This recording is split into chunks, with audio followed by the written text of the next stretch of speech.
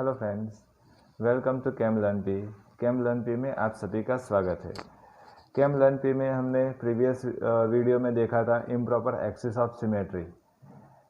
Improper axis of symmetry हर एक molecule में हम कैसे फाइंड आउट करें वो हमने देखा था। देन उसके पहले हमने plane of symmetry and axis of symmetry भी फाइंड आउट करना सीखा है। तो I hope axis of symmetry and plane of symmetry हर एक स्टूडेंट को पता होगा कैसे फाइंड आउट करते हैं, वो आप लोगों ने देखा ही होगा और सीखा ही होगा।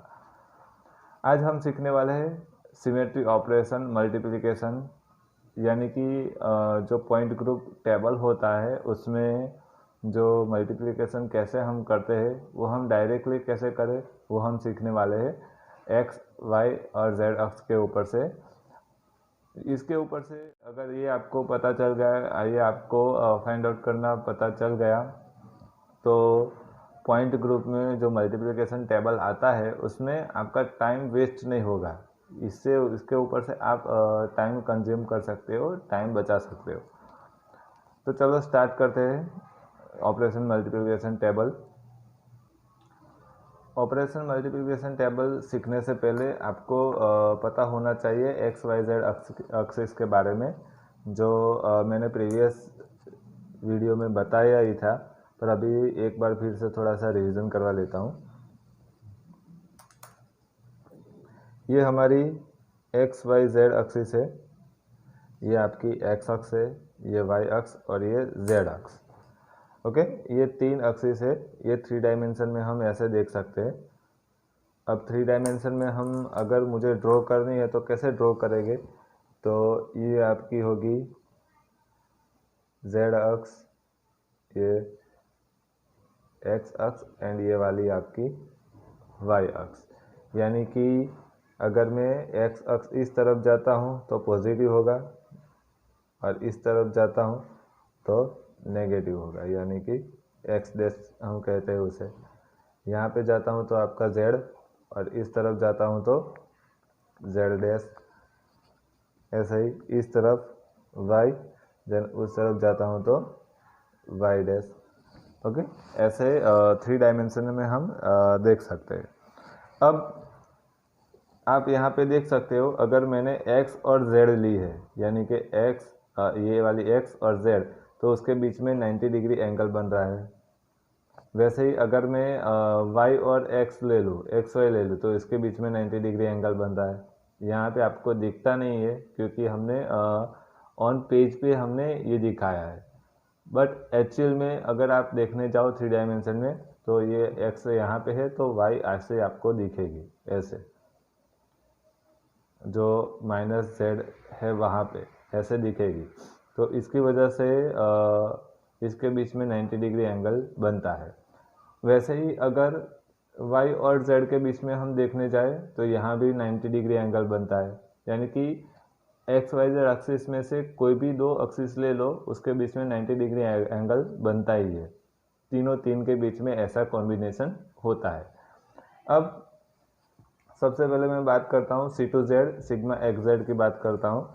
सी two Z sigma x Z की बात कर रहा हूँ तो मैंने आपको प्रीवियस लेक्चर में ही बताया था कि अगर ऐसा कोई भी मल्टीप्लिकेशन आता है तो सबसे पहले हमें सॉल्व करना है राइट वाला, यानी कि सिग्मा एक्स जेड वाला। अब ये ऐसा क्यों, तो मैंने प्रीवियस वीडियो में ही बताया था कि उसको हम समझने की ट्राई करते हैं एक मैथमेटिक्स रूल्स के हिसाब से, यानी कि डिफ्रेंशिएट करेंगे d by d x, differentiate by d y. किसको करना है, डिफ्रेंशिएट एफ एक्स वाई को डिफ्रेंशिएट करना है डी बाई डी वाई से और डी बाई डी एक्स से। अब उसमें सबसे पहले किससे डिफ्रेंशिएट करेंगे, हम डी बाई डी वाई से करेंगे। ये फंक्शन को सबसे पहले डिफ्रेंशिएट करना है हमें डी बाई डी वाई से, देन जो भी आंसर आता है वो डिफ्रेंशिएट करेंगे डी बाई डी एक्स से। यानी कि इस पूरे फॉर्मूले में सबसे पहले सॉल्व करेंगे हम ये राइट साइड वाला, देन उसके बाद लेफ्ट साइड वाला। वैसे ही यहाँ पे है, सबसे पहले हम सॉल्व करेंगे राइट साइड वाला, देन लेफ्ट साइड वाला। अब एकदम इजी मॉलिक्यूल ले लेते हैं हमारे पास H2O मॉलिक्यूल है, ऐसा H2O मॉलिक्यूल है। तो यहाँ पे सबसे पहले हमें कौन सा ऑपरेशन लगाना है, sigma x Z. Sigma x Z लगाना है, यानी कि प्लेन ऑफ सिमेट्री मुझे लगाना है। प्लेन ऑफ सिमेट्री यानी कि मुझे रिफ्लेक्शन चेक करना पड़ेगा, रिफ्लेक्शन क्या है और कौन सी एक्सिस के ऊपर से, एक्स और जेड के ऊपर से मुझे रिफ्लेक्शन चेक करना है। तो एक्स और जेड के ऊपर से मुझे रिफ्लेक्शन चेक करना है, तो कैसे करेंगे, तो ये आपकी एक्स अक्ष और जेड अक्ष यहाँ से है, ठीक है। तो जेड अक्ष है, यानी कि ये वाला मॉलिक्यूल मेरे पास है, एक्स यहाँ से है और जेड यहाँ से। अगर यहाँ से ऐसे मैं कट करता हूँ, यानी कि सबसे पहले तो सिग्मा एक्स जेड में लगा देता हूँ। तो सिग्मा एक्स जेड लगाने के बाद मुझे एक्चुअल कैसे दिखेगा, तो यहाँ पे आप देखो कि अगर मैं यहाँ से ऐसे कट करता हूँ तो एक्स भी कटेगी और वाई भी कटेगी, और ये कार्बन आपका हाफ, ये हाइड्रोजन हाफ, ये हाइड्रोजन हाफ, यानी कि अगर मैं बीच में से डिवाइड कर दूँ तो अंदर का जो पोर्शन होगा वो मुझे दिखेगा, यानी कि हम ऐसे इंडिकेट कर सकते हैं उसे।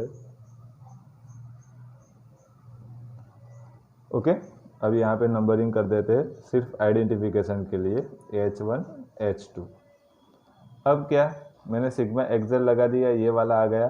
देन मुझे लगाना है C2Z, इसमें C2Z लगाना है मुझे, C2Z। अब C2Z लगाना है, यानी कि Z अक्ष यहाँ पे है मेरी, ठीक है। यहाँ से मुझे रोटेट करना है। अब रोटेट करूँगा तो ये वाला जो उल्टा होगा ये पूरा उल्टा हो जाएगा, यानी कि कैसा होगा, ये जो लेफ्ट साइड है वो मुझे दिखेगा ऐसा राइट साइड पे, बट ओरिजिनल साइड, यानी कि जो एक्चुअल में पहले दिख रहा था ऐसे दिखेगा। जो कट पोर्शन होगा वो पीछे चला जाएगा। देन H2O मॉलिक्यूल में जो H2 होगा वो यहाँ पे आ जाएगा, जैसे पहले दिख रहा था ओरिजिनल साइड ऐसा दिखेगा, बट उल्टा होगा सिर्फ। ओके, तो ऐसा मुझे दिखेगा। अब यहाँ पे आप देख लो कि यहाँ पे आप दोनों मॉलिक्यूल का जो स्ट्रक्चर है वो आप देख सकते हो कि दोनों एक दूसरे के इक्विवेलेंट तो है ही है। ओके, सिर्फ जो हाइड्रोजन है उसका नंबरिंग चेंज हो गया है, वो तो चेंज होता ही है। सिर्फ हमने नंबरिंग अपनी आइडेंटिफिकेशन के लिए लगाया है, वो मैंने प्रीवियस वीडियोस में दिखाया है आपको। अब मुझे ये चेक करना है कि मैंने ये दो ऑपरेशन लगाया, उसके बाद मुझे ये मॉलिक्यूल मिला, ये वाला मॉलिक्यूल मुझे मिल रहा है। अब मैं यहाँ से ऐसा कौन सा डायरेक्ट ऑपरेशन लगाऊँ तो मुझे ये वाला मॉलिक्यूल फिर से मिलेगा, ऐसा कौन सा ऑपरेशन है, कोई बता सकता है? तो ऐसा एक ही ऑपरेशन है, sigma Y z. Sigma Y z में अगर लगाता हूँ तो मुझे ऑपरेशन ये वाला मॉलिक्यूल मुझे मिलेगा। कैसे?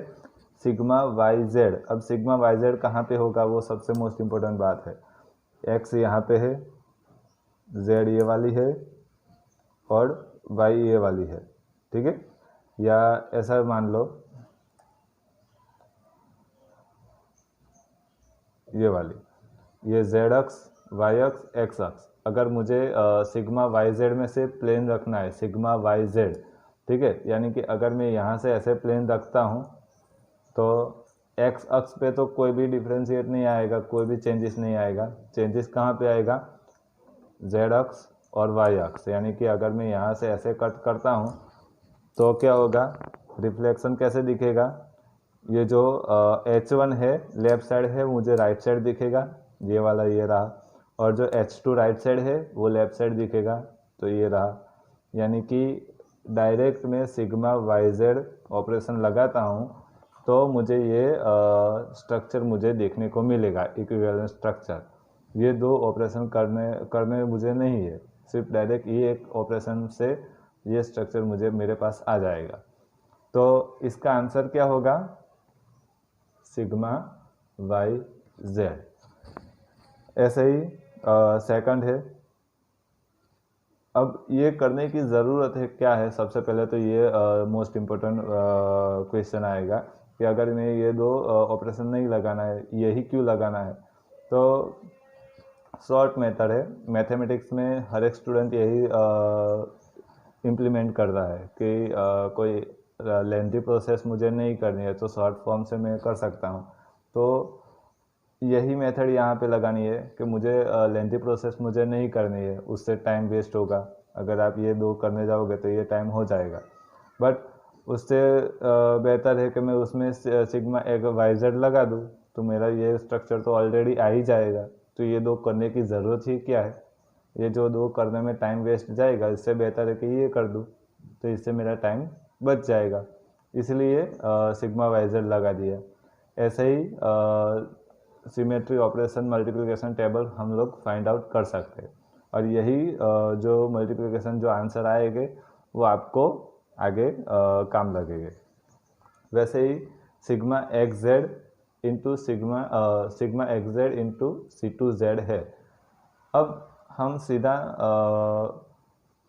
एक्स वाई जेड एक्सिस के ऊपर से काम करेंगे। ओके, तो सबसे पहले मेरे पास ये तीन एक्सिस यहाँ पे प्रेजेंट है ऐसे, ये एक्स जेड वाई। अब C2Z सबसे पहले लगेगी, यानी कि C2Z से मुझे रोटेशन करना है, यानी कि यहाँ से अगर मैं रोटेशन करता हूँ ये तो स्टेबल रहेगी। चेंजेस कहाँ पे आएगा, ये दोनों पे।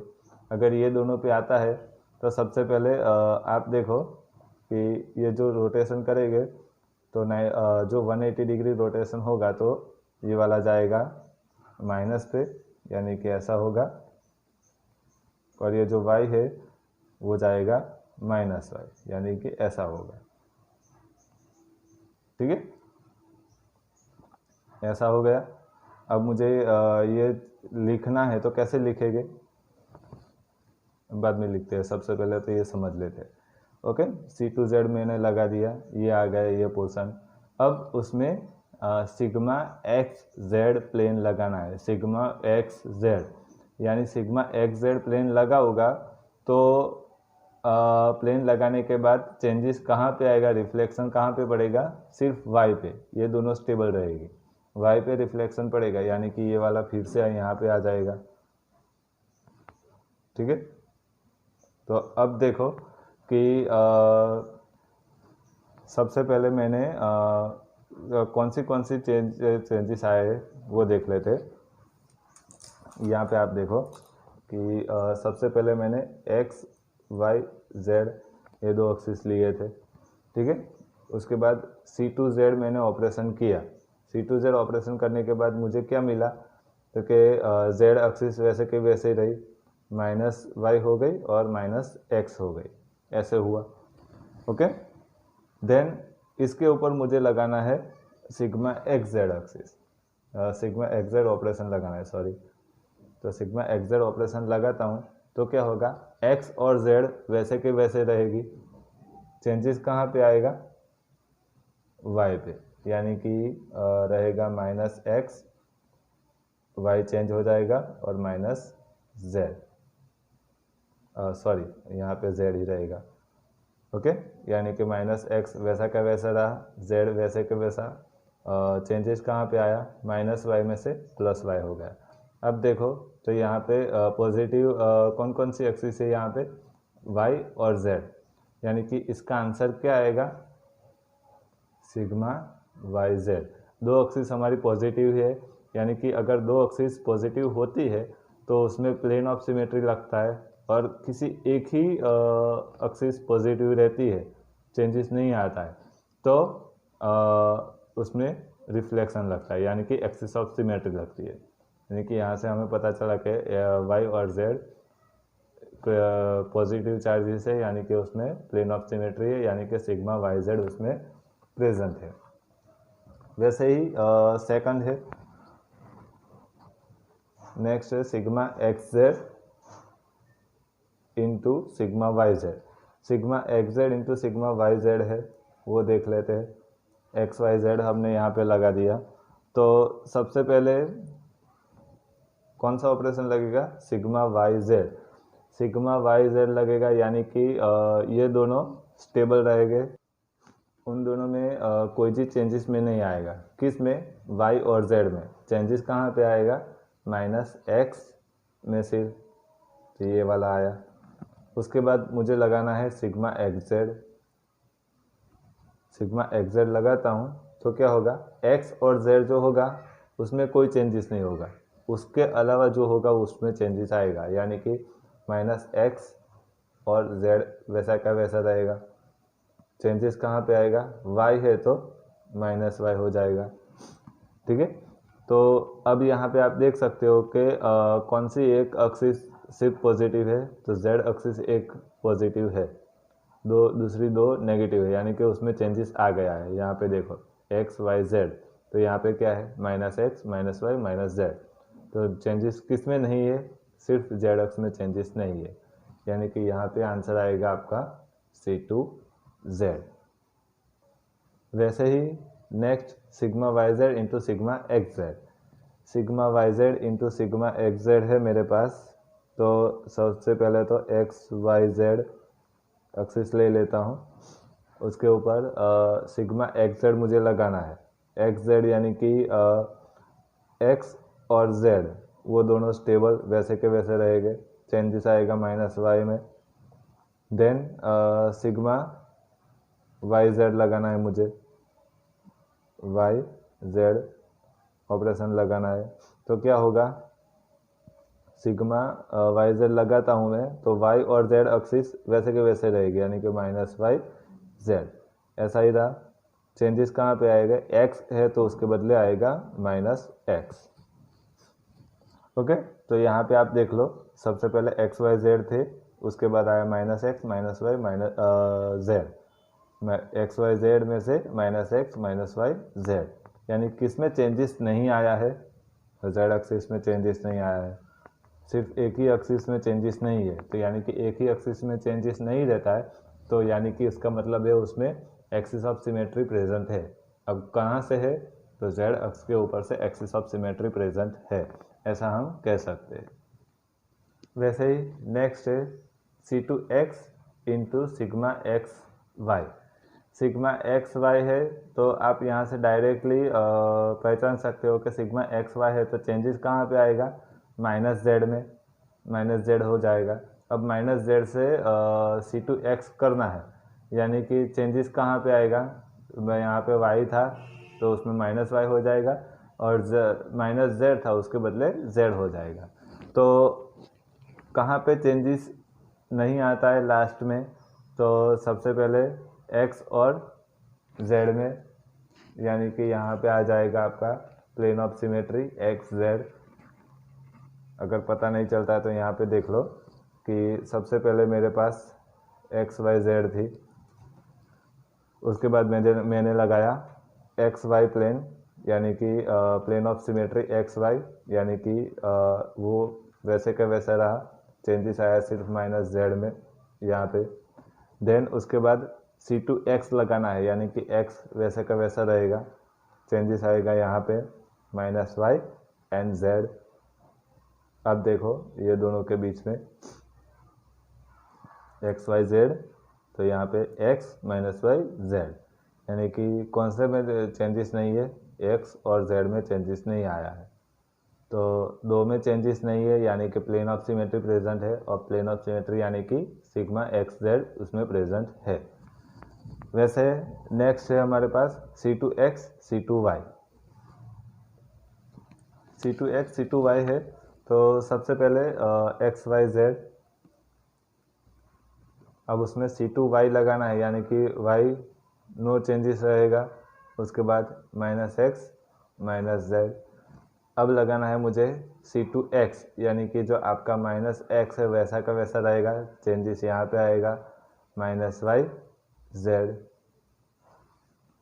ओके, ये रहा minus x minus y Z.